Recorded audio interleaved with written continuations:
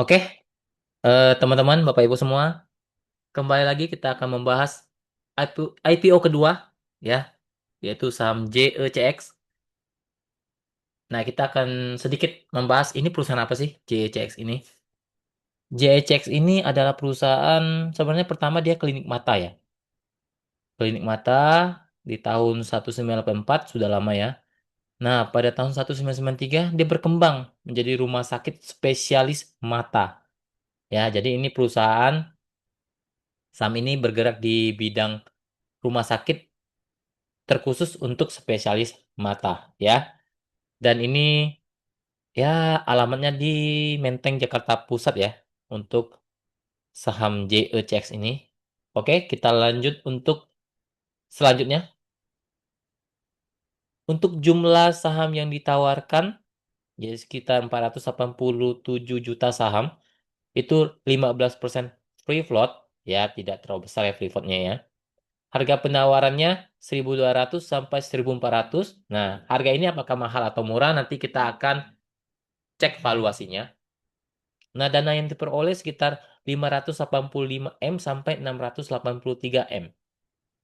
Nah, penawaran umumnya singkat ya, dari tanggal 1 Juli sampai 3 Juli. Sama seperti kemarin saham Jelly ya. Ini juga sama, 3 Juli juga. Jadi maksimal belinya sebelum tanggal 3 Juli jam 9 pagi ya. Kau bisa di tanggal 1 sampai tanggal 2 saja buat teman-teman yang memang kepingin beli saham ini. Penjatahan sahamnya tanggal 3 Juli ya, jam 9 malam biasanya. Listing di bursa itu tanggal 7 Juli. Ini papan pengembangan. Underwaternya LG, Trimega Sekuritas Indonesia. Apakah underwaternya ini bagus? Nanti kita juga akan bahas ya. Lanjut teman-teman. Nah, rencana penggunaan dananya itu sebesar 40 M itu untuk pembayaran pokok pinjamannya untuk BCA. Lalu 100 M itu untuk pembayaran kepada HSBC. Jadi ya lumayan ya untuk pembayaran hutangnya ya di BCA dan HSBC. Lalu selanjutnya itu sekitar 145 M itu untuk perusahaan anak ya. 50 miliarnya itu untuk setoran modal. Lalu 100 miliar untuk pinjaman kepada Orbita atau perusahaan terkendali perseroan. Lalu sekitar 35 miliar itu memberikan pinjaman juga kepada JSC, perusahaan terkendali perseroannya juga. Lalu sisanya digunakan untuk modal kerja. Jadi kebanyakan ini penggunaan dananya itu kebanyakan bayar hutang ya, bayar hutang lalu pinjaman dan sebagainya ya. Jadi kalau untuk penggunaan dananya ini menurut saya ya kurang menarik ya, kurang menarik untuk penggunaan dananya. Lanjut. Oke, untuk valuasi saham IPO JECX, kalau dia listing di 1.200, BV-nya itu di sekitar 249 teman-teman. Jadi PBV-nya kalau di 1.200 itu 4,80 kali.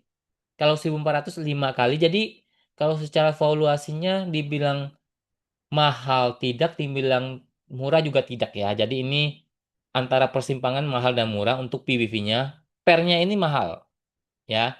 Kalau secara per ini sangat mahal 53 kali sama 62 kali. Jadi kalau secara kesimpulan, valuasi IPO GECX ini tergolong mahal karena pernya di atas 20 kali. Itu mahal ya.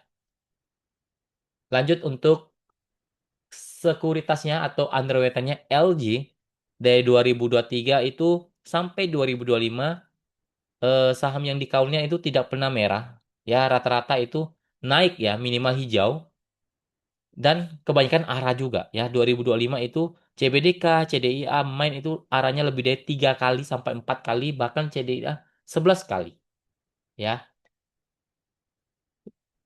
Dan emas, pesat dan supa juga arah ya. Emas 1 kali, BSAT 5 kali, supa 3 kali. Jadi untuk kinerja sekuritas underweight LG ini bagus banget ya untuk sekuritas LG.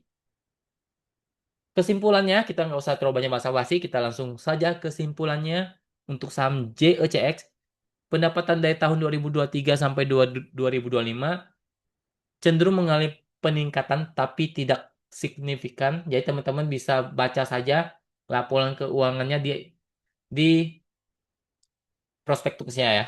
Buat teman-teman yang pengen membedah sendiri untuk saham JECX-nya. Untuk W-nya LG, performanya sudah kita lihat sama-sama, sangat bagus dan sering naik sampai arah. Bahkan ada yang beggar. Ya. Penggunaan dana digunakan untuk modal kerja dan pembayar hutang, kebanyakan pembayar hutang, jadi ya so-so lah untuk penggunaan dananya, dibilang bagus banget tidak ya.